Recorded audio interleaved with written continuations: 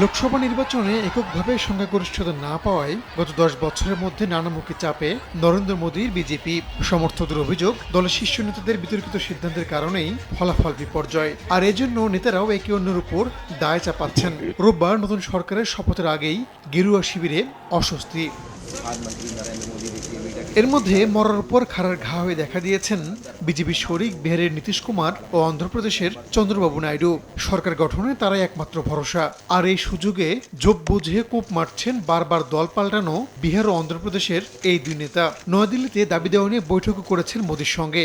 ভারতের গণমাধ্যম বলছে শুক্রবার আবারও বৈঠকে বসছেন। প্রশ্ন উঠেছে বাধাটা কোথায়। চলমান পরিস্থিতির মধ্যে এদিন এনডিএ জোটের সব বিজয়ী প্রার্থীকেও জরুরি তলব করা হয়েছে দিল্লিতে। সবাইকে নিয়ে আলোচনার পরই পরবর্তী সরকার কাঠামো ঠিক করবেন মোদী অমিত।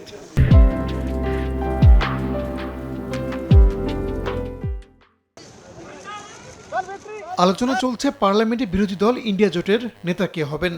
যদিও নেতৃত্ব দিবে দেশটির সবচেয়ে পুরনো রাজনৈতিক দলটিই। এবার পার্লামেন্টে রাহুল গান্ধী সামনে থেকে দলকে পরিচালনা করবেন এমনটির প্রত্যাশা কংগ্রেস শিবিরের। যদিও এখনও নিজের ইচ্ছার কথা জানাননি রাহুল।